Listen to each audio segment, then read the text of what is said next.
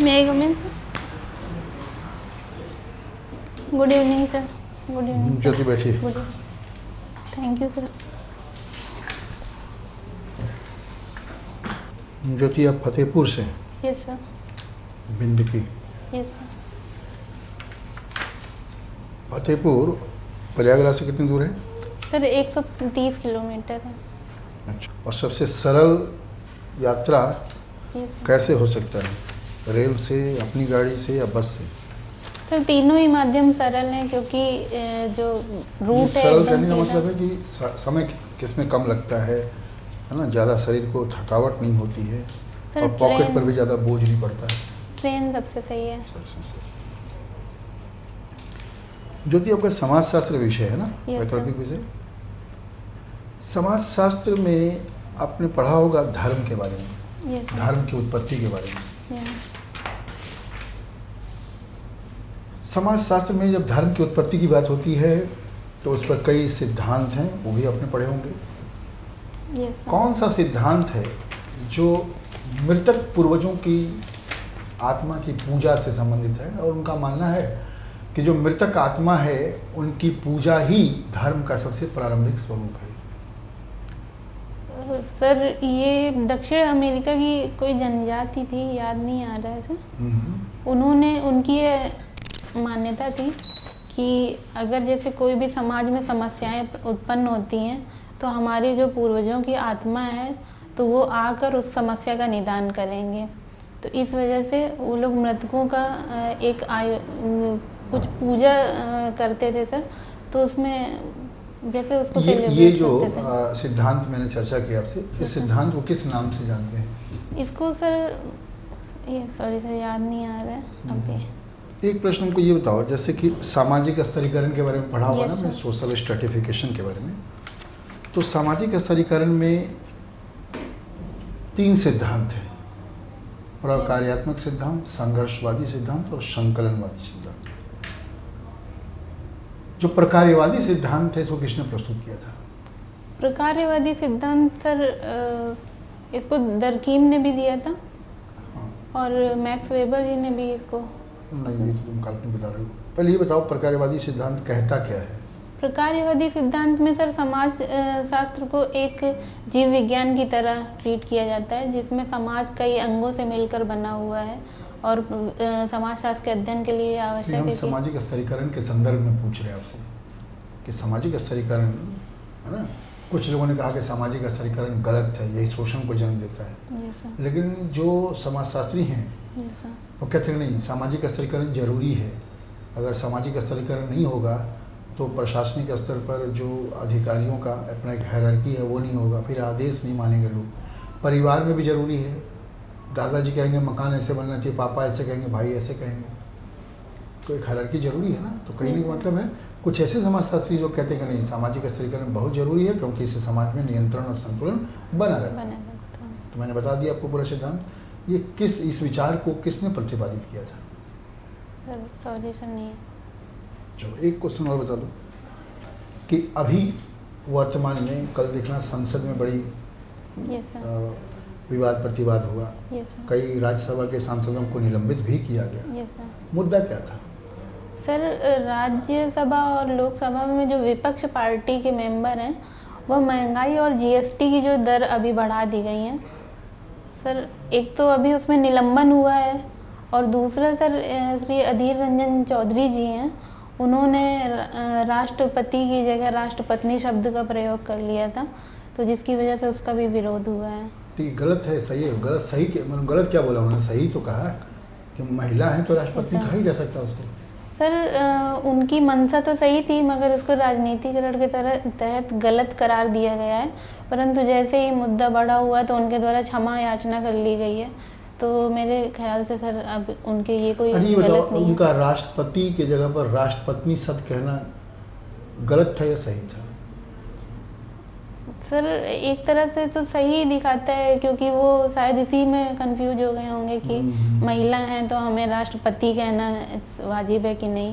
तो सर अगर वो राष्ट्रपति बंगाली दिया है और बंगाली में ना पीने को भी कैसे बोलते हैं ना कि जल खाबो, Yes, जैसे sir. हम लोग खाना किसको बोलते हैं? जो ठोस पदार्थ है, आहार में जो ठोस पदार्थ है Yes, sir. उसको खाना कहते हैं, जो द्रव है उसको हम पीना कहते हैं। Yes, sir. मगर बंगला में देखिएगा क्या होता है, वो जल खाबो, चाय खाबो, दूध खाबो ऐसे बोलते हैं लोग। अच्छा। तो पीना के शब्द है ही नहीं उसमें। चलो सर, आप फतेहपुर से हो? Yes sir. फतेहपुर में कहाँ से? सर बिनकी बिंदकी से। से। Yes sir. बिनकी और बिनकी जो है कानपुर और फतेहपुर के बीच में है। Yes sir. तो इसका उसको फ़ायदा मिल रहा है या नुकसान हो रहा है? सर फ़ायदा है। किस बात का फ़ायदा है? सर दो जिलों के बीच में है, जिसकी वजह से सर कुछ जो कमियां हैं, बुनियादी ज़रूरतें हैं बिनकी में उपलब्ध नहीं है। तो सर स्वास्थ्य के लिए आप जल्दी वहां पहुंच सकते हैं, स्वास्थ्य सुविधाएं। कौन है वहाँ के सांसद? सर फतेहपुर से। सर फतेहपुर से साध्वी निरंजन ज्योति जी हैं। क्या योगदान रहा है इनका? सर आपने इन्होंने। इनको वोट किया था? Yes sir. इन्हीं को? Yes sir. और तुम्हारी मम्मी ने? सर ये उनके पर्सनल रुचि पूछी है। नहीं? नहीं सर। पापा ने? सर ये मताधिकार उनके विवेक का प्रश्न था, तो सर नहीं। और तुम्हारी सहेली ने किसको वोट किया था? सर ये मताधिकार के पूछी नहीं? नहीं सर। अच्छा, इसमें कौन कौन सी महिला मंत्री हैं? सर इस लोकसभा में। सर यूपी में उत्तर प्रदेश सरकार में मंत्री लोकसभा में थोड़ी ना होते हैं, मंत्री तो सरकार में होते हैं ना। Sorry sir. सर 47 महिलाएं हैं। और उत्तर प्रदेश के किन्हीं मंत्री का नाम आप जानती हो, महिला मंत्री का? सॉरी सर याद नहीं। अगर हम तुम्हें मंत्री बनाना चाहें यस सर। कि वहाँ पर मंत्रिमंडल में एक खूबसूरत चेहरा दिखना चाहिए, यस तो सर। कौन सा विभाग तुम चुनोगी अपने लिए? महिला कल्याण विभाग ही चुनेंगे सर। क्या क्या करोगी? सर महिलाओं की यथास्थिति सुधारने से प्रयास करेंगे। यथास्थिति? Yes sir. कौन कौन सी स्थितियों में गड़बड़ी है? सर सबसे ज़्यादा तो अभी शिक्षा का माहौल नहीं उन्हें इतना प्राप्त हुआ है जितना कि 100% नामांकन में होना चाहिए। शिक्षा का माहौल प्राप्त नहीं होता, तुम यहाँ बैठी होती? सर अभी ग्रामीण स्तर पर नहीं है इतना ज़्यादा। बिनकी कौन सा शहर है? वो भी तो ग्रामीण ही है। इसमें सर मेरे माता पिता का योगदान ज़्यादा रहा है कि उन्होंने मुझे उच्च शिक्षा के लिए बाहर भेज दिया, मगर ग्रामीण तबकों में भी सर यही है कि पारिवारिक अच्छा स्थिति। ठीक है, चलो तुम समाजशास्त्र पढ़ी हो, यस सर। तो जब घर में रहती हो मम्मी पापा और परिवार के साथ में, मित्रों के साथ में, तो समाजशास्त्र के पढ़े हुए कुछ सिद्धांत तो तुमको याद आते हैं? कुछ थ्योरीज, कुछ अवधारणाएं, कुछ कॉन्सेप्ट, कुछ शब्दावलियाँ? यस लगता है कि इनका प्रैक्टिकल हम देख रहे हैं। Yes sir. क्या? सबसे ज़्यादा तो सर समाजशास्त्र में परिवार का एक महत्वपूर्ण योगदान होता है, दूसरा समाज का भी होता है, और समाज से जुड़े जितने भी क्षेत्र होते हैं तो उसमें एक नैतिक समाज की जिम्मेदारी होती है। जैसे तो परिहार संबंध, पीयर ग्रुप्स, प्राथमिक समूह, द्वितीयक समूह, ये कुछ याद आता है तुम्हें? प्राथमिक समूह, प्राइमरी ग्रुप सुनी हो? ये सर। कुछ याद आता है? सर उसमें माता पिता का ही, और शिक्षक का। जैसे हम लोग यहाँ बैठे हैं तो कौन सा ग्रुप है? द्वितीय शायद। सर शायद नहीं समझ नहीं समझ में आ रहा है। चलो ठीक है। आपने वरीयता क्रम में क्या भरा है? वरीयता क्रम में सर SDM है और जिला पंचायती राज अधिकारी है, और सर तीसरे में जिला यहाँ के मुख्यमंत्री कौन है? यहाँ के श्री योगी आदित्यनाथ जी। और राज्यपाल? राज्यपाल आनंदीबेन पटेल, श्रीमती आनंदीबेन पटेल। तो उनके नाम के पहले श्रीमती लगा दी क्योंकि वो महिलाएं हैं, और योगी पुरुष हैं, इसलिए तुम्हारे अंदर पुरुषों के प्रति विद्वेष भाव भरा हुआ है। नहीं सॉरी सर, मेरी गलती हो गई। ठीक। आपके पोस्टल असिस्टेंट है? Yes sir. अच्छा, ये समावेशन क्या होता है? समावेशन सर कोई भी जो सुविधा होनी है, जैसे वित्तीय हो गया, तो इसको समावेशी बनाने के लिए प्रत्येक वर्ग तक पहुंच सुनिश्चित करने के शब्द को समावेशन बोलते हैं। अच्छा, पोस्टल लाइफ द्वारा कैसे हो पाया? पोस्टल लाइफ इंश्योरेंस की पोस्टल लाइफ इंश्योरेंस हाँ का लीजिए सर।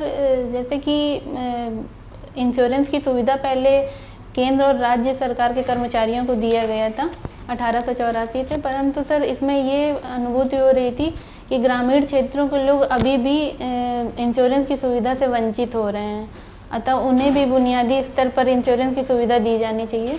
तो इस परिप्रेक्ष्य से 1995 में रूरल पोस्टल लाइफ इंश्योरेंस आया, जिसके तहत ग्रामीण क्षेत्रों के लोगों का भी इंश्योरेंस कवर किया गया। इसको बैंक का भी रूप दे दिया गया है ना, यस सर। पोस्ट ऑफिस को। Yes sir. इससे क्या फ़ायदा हुआ? सर बैंक का सबसे बड़ा फ़ायदा यही है कि वित्तीय समावेशन हर व्यक्ति को जोड़ा जा चुकेगा, और ग्रामीण स्तर पर एक डाकिये की जैसी पहुंच होती है, तो डाकिये द्वारा घर पर बैठकर भी ये सुविधाएं लोगों को उपलब्ध हो जाएंगी। कितना पैसा निकाल सकता है एक दिन में सर, एक व्यक्ति के लिए? एक व्यक्ति के लिए 25,000 अमाउंट है।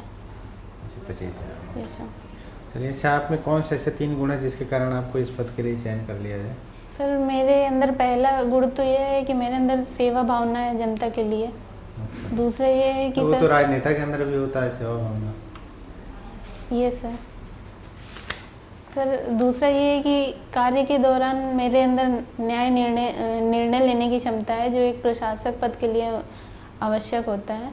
तीसरा सर कि मैं दृढ़ संकल्प होकर किसी भी कार्य को करती हूँ। तो सर ये तीनों ये। अच्छा, आपको नहीं लगता है तीनों गुण किसी राजनेता के लिए भी ज़रूरी है? या मान लीजिए कोई बाबू है, उसके लिए भी ज़रूरी है? अधिकारी वाले गुण तो है नहीं है। सर, राजनेता एक अलग क्षेत्र में होते हैं। प्रशासनिक अधिकारी का कर्तव्य होता है कि वो जो भी सरकारी नीतियां हैं उनका क्रियान्वयन करें। तो सर, अगर वो अपना निर्णय कहाँ पर कैसे तो उनको निष्पक्ष होना चाहिए, तटस्थ होना चाहिए। Yes sir. है कि संवेदनशील होना चाहिए। Yes sir. तो ये सब गुण होना चाहिए ना। Yes sir. सेवा भावना तो होती ही है। Yes sir. ठीक है, ठीक है सर। Thank you sir.